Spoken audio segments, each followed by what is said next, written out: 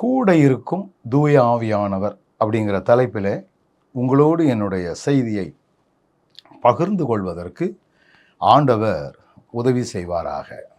யோவான் எழுதின சுவிசேஷம் 14வது அதிகாரம் 16ஆம் வசனம் இப்படி சொல்லுகிறது, நான் பிதாவை வேண்டிக் கொள்ளுவேன், அப்பொழுது என்றைக்கும் உங்களுடனே கூட இருக்கும்படிக்கு சத்திய ஆவியாகிய வேறொரு தேற்றரவாளனை அவர் உங்களுக்கு தந்தருளுவார் என்று சொல்லப்பட்டிருக்கிறது.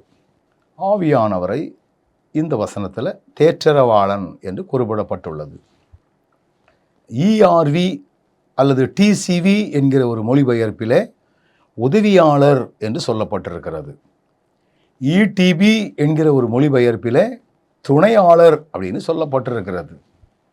KJV என்கிற ஒரு ஆங்கில வேதாகமம் கம்ஃபர்டர் அப்படின்னு சொல்லப்பட்டிருக்கிறது. WEB அப்படிங்கிற ஒரு மொழிபெயர்ப்பில் கவுன்சிலர் அப்படின்னு சொல்லப்பட்டிருக்கிறது.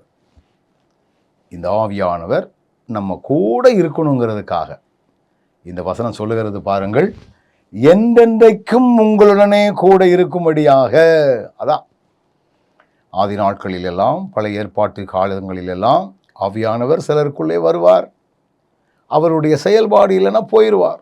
சவுலை விட்டு ஆவி போச்சுது, சிம்சோனை விட்டு அவர் விலகினார், சில ஆவியானவர் கூட இருக்கும் பொழுது சில காரியங்களை எல்லாம் செய்தார்கள் என்னெல்லாம் வேதம் நமக்கு சொல்லுகிறது. ஆனால் இங்கே நமக்கு அவர் என்ன சொல்கிறார் அப்படின்னா, என்றென்றும் நம்ம கூட இருக்கிறார். ஆவியானவருடைய நிறைவு உங்களுக்குள்ளே வந்துச்சுன்னா, ஆலயத்தில் ஆவியிலே நிறையுங்கள் அப்படின்ன உடனே நிரம்புவார், பிறகு போயிடுவார். அன்றைக்கி ஒரு அடக்க ஆராதனைக்கு போயிருந்தேன். அந்த அடக்க ஆராதனையில் கூட அந்த பிரதர் சொன்னார், எல்லாரும் ஆவியில் நிற. எனக்கு ஒரே புரியாத புதிராக இருந்துச்சு. இது ஆவியானவர் ஏதோ குறிப்பிட்ட நேரம் நிறைவார், குறிப்பிட்ட நேரம் இறங்குவார், மற்றபடி போயிடுவார் என்று அல்ல, அவர் கூட இருக்கிறவர். ஜனங்கள் ஒரு வேளை ஏதோ ஒரு வகையான காரியங்களின் மூலமாக ஆடிக்கொண்டிருக்கிறார்கள், அதுதான் உண்மைன்னு நினைத்து கொண்டிருக்கிறார்கள். ஆவியானவர் நமக்குள்ளே வந்தார்னா நம்ம கூடவே இருப்பார், கூடவே இருக்கிறவர். அதனால தான் வசனம் மிக தெளிவாய் சொல்கிறது, உங்களோடே கூட இருக்கும்படிக்கு நான் என் பிதாவை வேண்டிக் கொள்வேன் என்று இயேசு கிறிஸ்து அவ்விதமாக சொல்லுகிறார். இந்த இயேசு கிறிஸ்து சொல்லுகிறபடி ஆவியானவர் நம்ம கூட இருந்தால் நம்முடைய வாழ்க்கையில் என்னெல்லாம் உண்டு அப்படிங்கிறத நம்ம தெரிந்து கொள்ள வேண்டும். ஒன்று, ஆண்டவர் தெளிவாக நம்மை வழி நடத்துவார். ரோமருக்கு எழுதின நிருபம் 8வது அதிகாரம் 14ஆம் வசனம் சொல்லுகிறது, மேலும் எவர்கள் தேவனுடைய ஆவியினாலே நடத்தப்படுகிறார்களோ அவர்கள் தேவனுடைய புத்திரராயிருக்கிறார்கள்.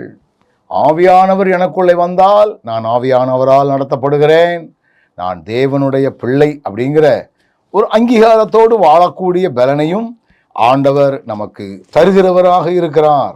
அப்போ ஆண்டவர் நம்மை வழி நடத்துகிறார். ஒரு உதாரணத்தை நான் உங்களுக்கு சொல்லட்டும்.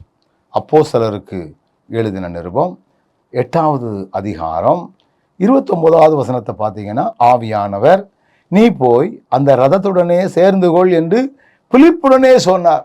பிலிப்புவை ஆவியானவர் வழி நடத்தினார். அங்கே போ, அங்கே போய் சேர்ந்துக்க, இப்படிலாம் சொல்கிறதுக்கு என்ன காரணம்? ஆவியானவர் அவர்களை வழிநடத்துகிறவராக காணப்படுகிறார் என்பதை நீங்கள் புரிந்து கொள்ளலாம். இன்னும் ஒரு வசனத்தை நான் உங்களுக்கு சொல்கிறேன் பாருங்கள். யோவான் 16:13 சத்திய ஆவியாகிய அவர் வரும்பொழுது சகல சத்தியத்திற்குள்ளும் உங்களை நடத்துவார். சகல சத்தியத்திற்குள் நடத்துவாராம்.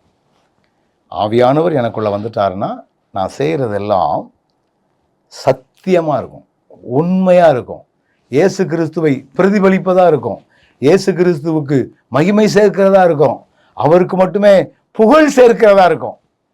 என்னுடைய பெயருக்காகவோ என்னுடைய புகழுக்காகவோ நான் எதையும் செய்ய விரும்புவதில்லை. காரணம் என்ன? ஆவியானவர் உங்களுக்குள்ளே வந்தால் சகல சத்தியத்திற்குள்ளும் வழி நடத்துவார் என்று சொல்லி வேத வசனம் மிக தெளிவாக சொல்லுகிறது. இன்னைக்கு பார்த்தீங்கன்னா ரியலிசம் என்கிற காரியத்திற்குள்ள நிறைய பேர் கடந்து வருவதே இல்லை. போலித்தனமான வாழ்க்கை தான் நிறைய பேருக்குள்ள இருக்கிறது என்பதை புரிந்து கொள்ள முடியும். ஒரு உதாரணத்தை நான் உங்களுக்கு சொல்லுகிறேன் பாருங்கள். 1 கொரிந்தியர் 3வது அதிகாரம் 16வது வசனத்தை வாசித்தால், நீங்கள் தேவனுடைய ஆலயமாயிருக்கிறீர்கள் என்றும் தேவனுடைய ஆவி உங்களில் வாசமாயிருக்கிறார் என்றும் அறியாதிருக்கிறீர்களா? எவ்வளவு அழகாக ஆண்டவர் அங்கே சொல்லுகிறார். நீங்கள் தேவனுடைய ஆலயமாய் இருக்கிறீர்கள். எப்போ? தேவனுடைய ஆவியானவர் உங்களுக்குள்ள இருந்தா நீங்கள் தேவ ஆலயம். நீங்க பார்த்தீங்கன்னா, கைகளினால் கட்டப்பட்டு கொண்டிருக்கக்கூடிய ஆலயத்திற்கு முக்கியத்துவம் கொடுக்கக்கூடிய அநேக மக்கள் ஆண்டவர் வாசம் பண்ணக்கூடிய நம்முடைய இருதயமாகிய ஆலயத்தை கண்டுகொள்வதே கிடையாது. நான் என்னி போனாலும் பரவாயில்ல, நம்முடைய இருதயமா நம்முடைய சரீரமாகிய ஆலயத்தை பரிசுத்த குலைச்சலுக்குரிய காரியமாக நாம் செயல்படுத்தி கொண்டிருக்கக்கூடிய மக்களாக நாம் நம்மை மாற்றிக்கொள்ளுகிறவர்களாக இருக்கிறோம். 1 கொரிந்தியர் 6வது அதிகாரம் 19வது வசனம், உங்கள் சரீரமானது நீங்கள் தேவனாலே பெற்றும் உங்களில் தங்கியும் இருக்கிற பரிசுத்தாவியானவருடைய ஆலயமாயிருக்கிறது என்றும் நீங்கள் உங்களுடையவர்கள் என்றும் அறியீர்களா? ஆவியானவர் நமக்குள்ளே வந்தால் நான் எனக்கு உரியவன் அல்ல, என் ஆண்டவருக்கு உரியவன். ஆண்டவர் எனக்கு அவயவங்களை கொடுத்திருக்கிறார். இந்த அவயவங்கள் எல்லாம் எனக்காக பயன்படக்கூடிய ஒன்றாக இல்லாமல் என் ஆண்டவருக்காக அவருடைய விருப்பத்தை நிறைவேற்றுவதற்காகவே அதை பயன்படுத்தக்கூடியவனாக நான் இருப்பேன் என்று சொல்லி அந்த வேத பகுதி மிக தெளிவாக நமக்கு சொல்லுகிறது. அப்போ ஆண்டவர் நம்மை நேர்த்தியாக வழி நடத்துகிறவராக இருக்கிறார். அது மாத்திரமல்ல, ரோமருக்கு எழுதின நிருபம் 8வது அதிகாரம் 26வது வசனத்தை வாசித்து பார்த்தால், அந்தபடியே ஆவியானவரும் நமது பலவீனங்களிலே நமக்கு உதவி செய்கிறார். இப்போ நம்ம எப்பவும் நம்ம பலமா இருப்போம், பலசாலியா இருப்போம் நினைக்க முடியாது. பலவீனமான நேரங்களிலே நம்மை பலப்படுத்துகிறவர் ஆவியானவர். தேவ ஆவியானவர் நமக்குள்ளே இருப்பாரே என்றால் நாம் பலவீனங்களை காரணம் காட்ட மாட்டோம். பெண்கள் பலகீனமான பாண்டம்தான் சொல்லிட்டு பலகீனமாகவே இருக்க மாட்டோம். நாம் பலகீனம் உள்ளவன் தான். ஆனால் ஆவியானவருடைய நிறைவு எனக்குள்ள இருந்தால் நான் பலன் உள்ளவன். என்னுடைய எல்லா மீட்டிங்லையும் பார்த்தீங்கன்னா நான் 2 மணி நேரம் ஸ்டேஜில் நிற்கணும். ஏன்னா பாடலும் நானே, செய்தியும் நானே. அந்த மீட்டிங்கை முடிஞ்ச உடனே அப்படியே குறுக்கு கொஞ்சம் வலிக்க தான் செய்யும். அப்படியே உட்காருவேன். பிறகு சாயங்காலம் கூட்டம். மேலே ஸ்டேஜில் ஏறினாலே ஒரு பலன். இப்படி ஆண்டவருடைய பலனை பிராக்டிக்கல் லைஃப்பில் அனுபவிக்கக்கூடிய கிருபைகளை ஆண்டவர் தந்திருக்கிறார். இந்த வசனம் எவ்வளோ முக்கியம். நமது பலவீனங்களிலே நமக்கு உதவி செய்கிறார். அதான் முக்கியம். அது மாத்திரமல்ல, நாம் ஏற்றபடி கொள்ள வேண்டியது என்னவென்று அறியாமல் இருக்கிறபடியால் ஆவியானவர் தாமே வாக்கு கடங்காத பெருமூச்சுகளோடு நமக்காக வேண்டுதல் செய்கிறார்.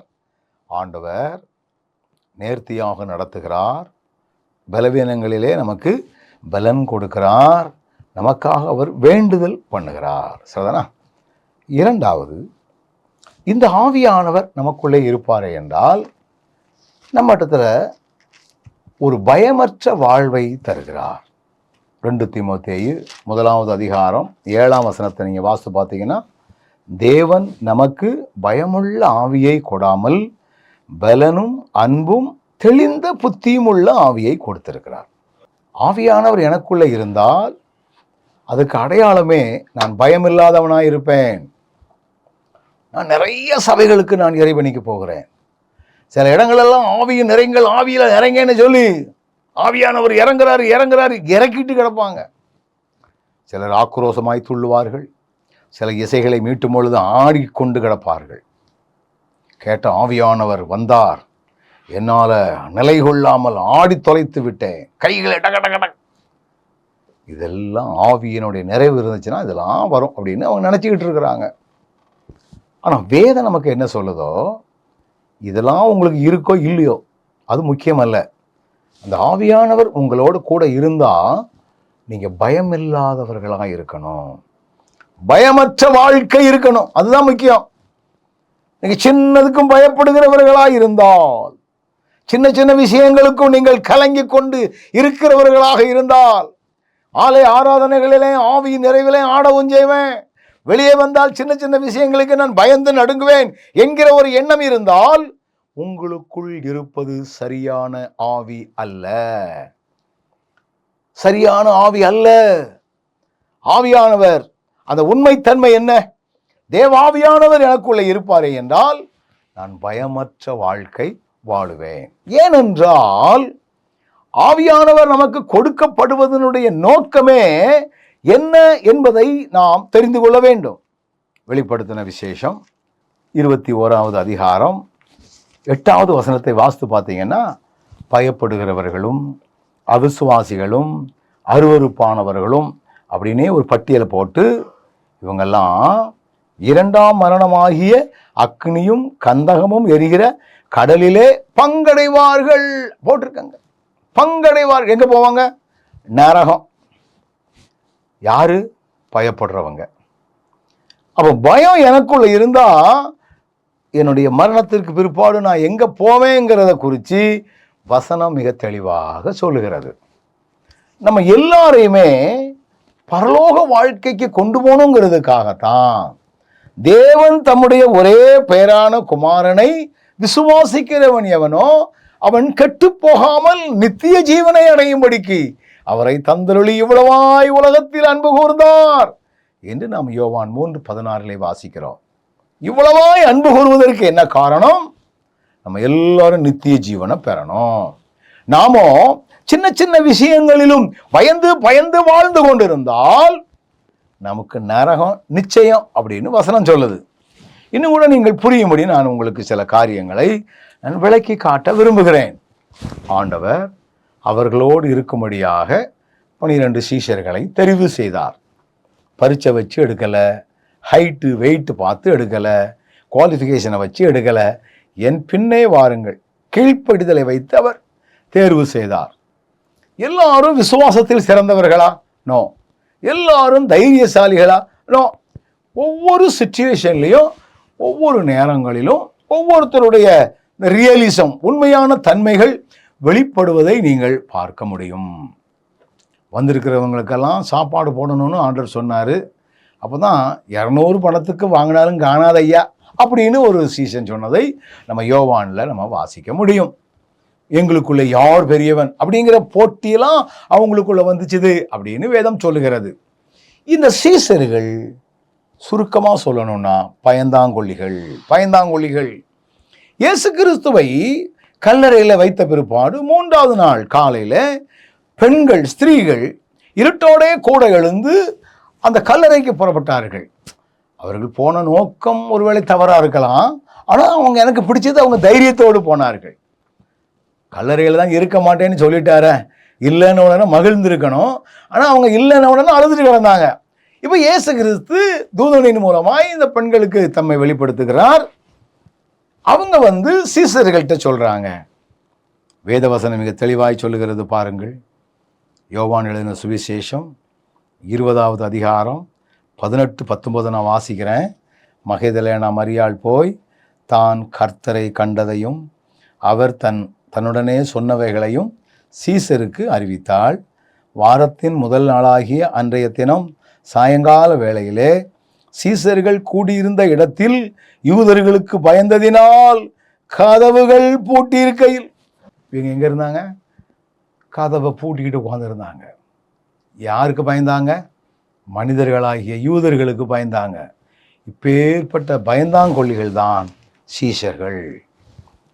இப்படி பயந்து பயந்து இருந்து கொண்டிருந்த சீசர்களை தைரியம் உள்ளவர்களா மாற்றணுமே, பலசாலிகளா மாற்றணுமே, தைரியசாலிகளா மாற்றணுமே. அதற்காக ஆண்டவர் ஒரு காரியத்தை செய்தார்.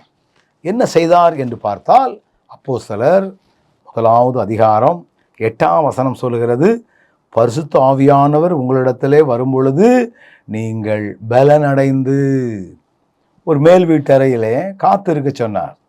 ஆவியானவர் அவர்களை நிறைத்தார். அந்த ஆவியானவர் உங்களுக்கு கொடுக்கப்படுவதனுடைய நோக்கம் என்ன? நீங்கள் பலனடைவீர்கள்.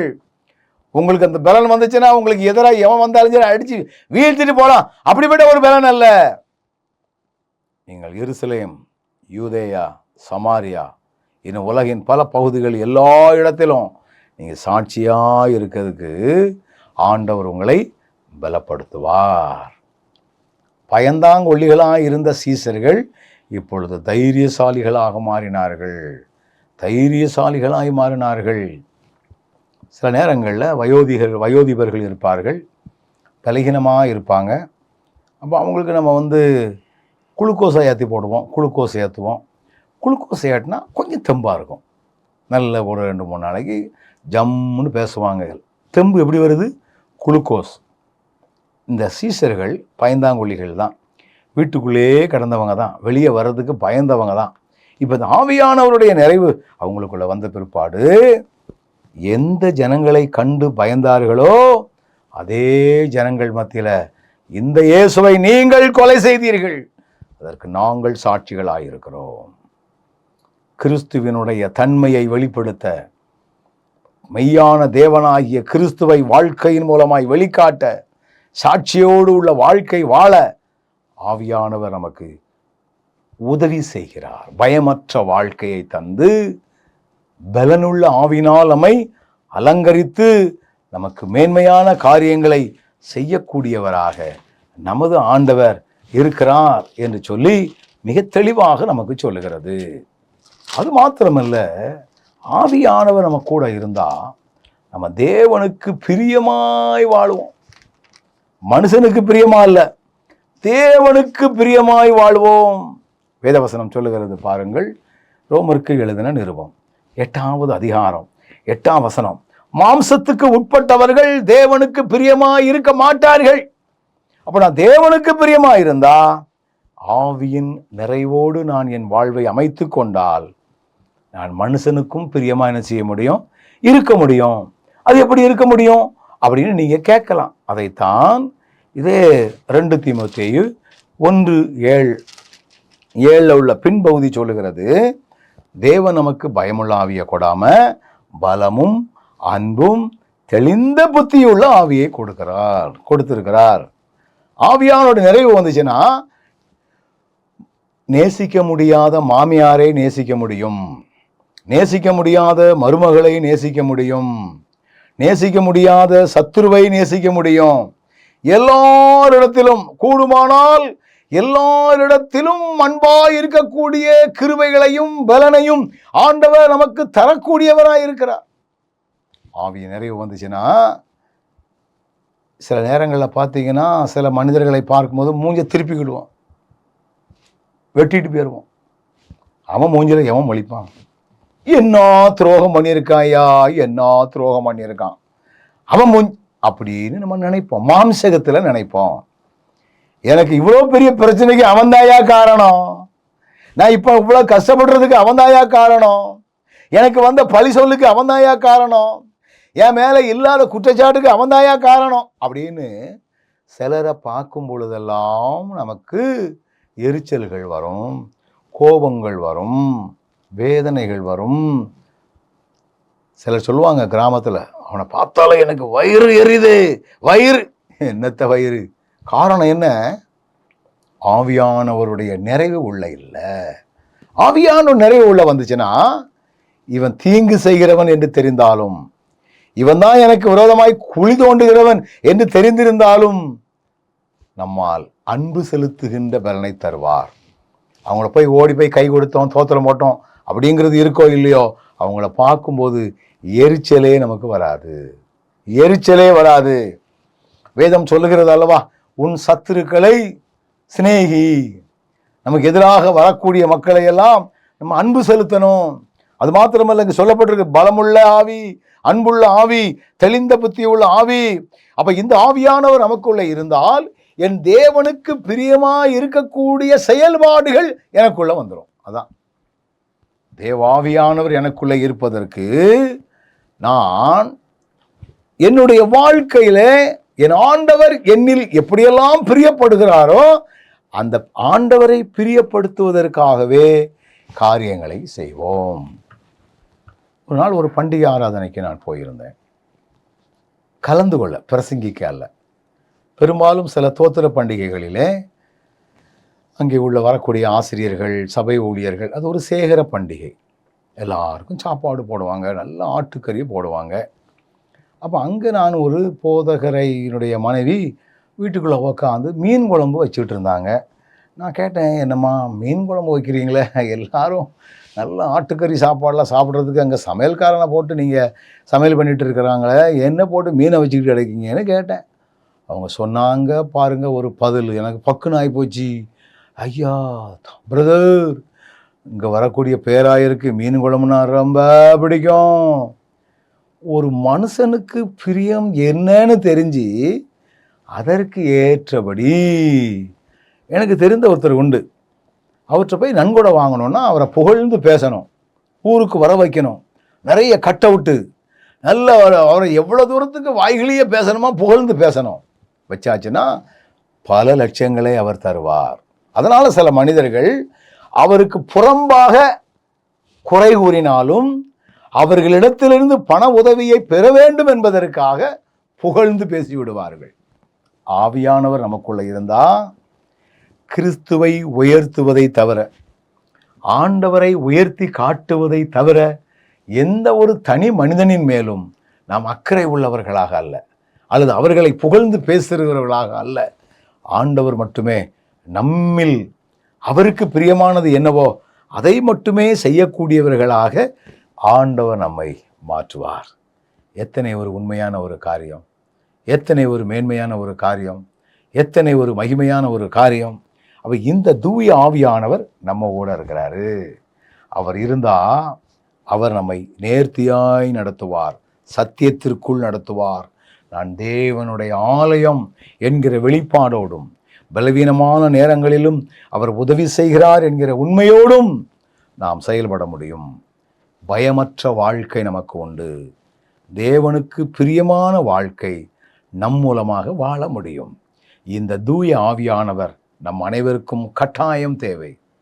இதுக்காக வேகமாக இசைக்கருவிகளை மீட்ட வேண்டும் என்கிற அர்த்தம் அல்ல. சிலர் காத்திருப்பு கூட்டம்னு சொல்றாங்க, அங்க போனாதான் கிடைக்கும் என்பது அல்ல. நீங்க எங்கன இருந்தாலும் சரி, என்னுடைய வார்த்தைகளை கேட்கிற அன்பான பிள்ளைகளே, நீங்கள் இருக்கிற இடத்துல முழங்கால போடுங்க. ஆண்டவரே, இன்னைக்கு நாங்கள் கேட்ட இந்த தூய ஆவியானவர் எனக்கு வேணும். இதை நான் பெற்றுக்கொள்வதற்கு தடையாயிருக்கிற என்னுடைய பாவங்களை எல்லாம் மன்னியும். நான் சின்னதுக்கும் பயப்படுகிறேன்.